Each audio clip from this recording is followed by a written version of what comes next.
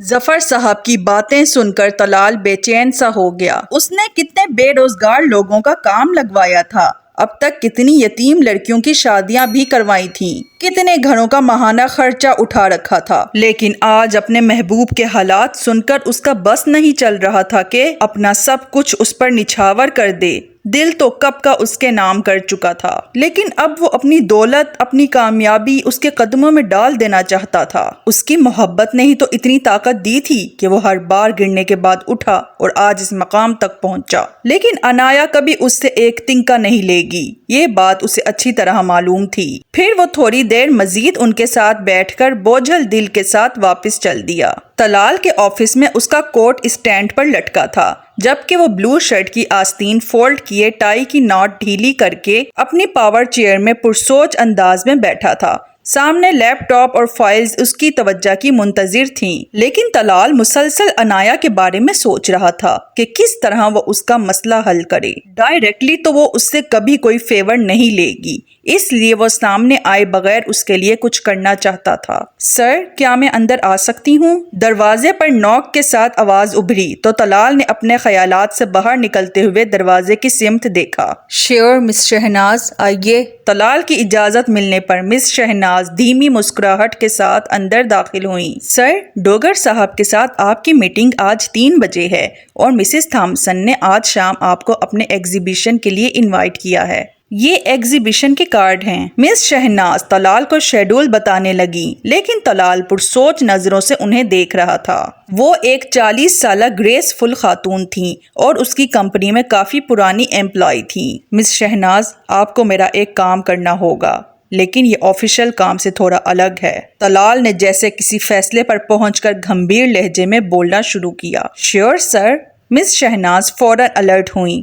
میں ایک لڑکی کی پروفائل آپ کو دے رہا ہوں، انہیں میرے ڈیفنس والی برانچ میں بطور فائنینشلی انچارج اپوائنٹ کرنا ہے۔ یہ جاب ان کی نظروں تک کیسے پہنچے گی اور انہیں یہ جاب کرنے کے لیے کیسے راضی کرنا ہے، وہ آپ کا ہیڈک ہے۔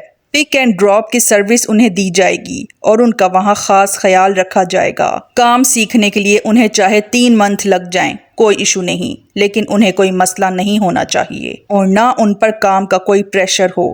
اور ایک اہم بات، میرا نام ان کے سامنے نہیں آنا چاہیے۔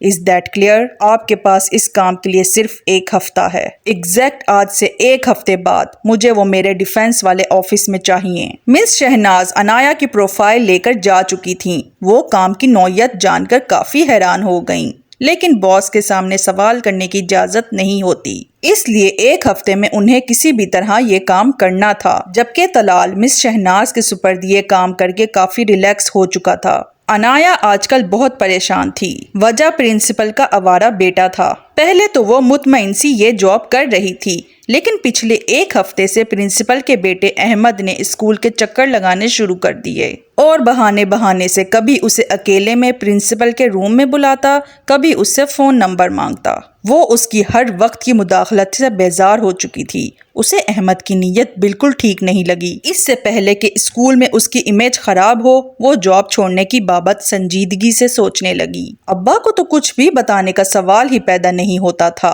اس لیے اس نے ابا سے کہہ رکھا تھا کہ اسکول کی سیلری اسے کم لگ رہی ہے، اس لیے کوئی اچھی جاب ڈھونڈنا شروع کرے گی۔ لیکن اس کے جھوٹ بولنے کے باوجود بھی وہ عنایا کی پریشانی بھانپ چکے تھے۔ آج کل وہ اخبارات میں جاب کے اشتہارات دیکھنے لگی، لیکن جو جاب اچھی تھی وہ اس کے گھر سے بہت دور پڑتی تھی۔ دور آنے جانے کے لیے اسے کنوینس کا مسئلہ ہو جاتا۔ اسکول میں بھی وہ محلے کی ایک لڑکی شائستہ کے ساتھ آتی جاتی، جو اسی اسکول میں ٹیچنگ کرتی تھی۔ روزمرہ کی طرح آج بھی وہ دونوں ایک ساتھ بس اسٹاپ پر اتر کر پیدل ہی اپنے گھر کی طرف باتیں کرتے ہوئے جا رہی تھیں۔ عنایا، میں تو کہتی ہوں کہ یہ جاب مت چھوڑو، اسکول زیادہ دور بھی نہیں ہے اور چھٹی بھی جلدی ہو جاتی ہے۔ شائستہ کو جب سے عنایا کی جاب چھوڑنے کا معلوم ہوا تھا، وہ اسے سمجھاتی رہتی تھی، کیونکہ اسے بھی آنے جانے کے لیے عنایا کا ساتھ مل جاتا تھا۔ اگر کوئی اچھی جاب مل گئی تو ٹھیک ہے، ورنہ اسی کو کنٹینیو رکھنا پڑے گا۔ عنایا نے سلیقے سے جواب دیا، کیونکہ اس نے شائستہ کو پرنسپل کے بیٹے والا مسئلہ نہیں بتایا تھا۔ بے شک وہ اس کی دوست تھی، لیکن اگر بات محلے میں نکل جاتی تو ابا تک لازمی پہنچنی تھی اور ابا کو وہ پریشان نہیں کرنا چاہتی تھی۔ وہ دونوں باتیں کرتے ہوئے گلی کی طرف مڑ گئیں کہ اچانک شائستہ کو دیوار پر لگے پوسٹر نظر آئے۔ انایا، یہ کیسے پوسٹر ہیں؟ آؤ دیکھتے ہیں۔ وہ دونوں پوسٹر پڑھنے لگیں۔ اس میں کسی کمپنی نے جاب کا اشتہار لگایا تھا جس میں لکھا تھا کہ ان کی کمپنی کو نیو ٹیلنٹڈ لڑکیوں کی ضرورت ہے۔ انٹرویو کی جگہ اور وقت بھی درج تھا۔ یہ تو اچھی جاب لگ رہی ہے۔ شائستہ پرجوش ہوئی۔ اچھی تو ہے لیکن ہم جیسی لڑکیوں کی کرنے کی نہیں۔ یہ آفس ورک ہوگا اور ہمیں تو ایسی جاب کا کوئی ایکسپیرینس بھی نہیں ہے۔ انایا نے اس کی امیدوں پر پانی پھیر دیا۔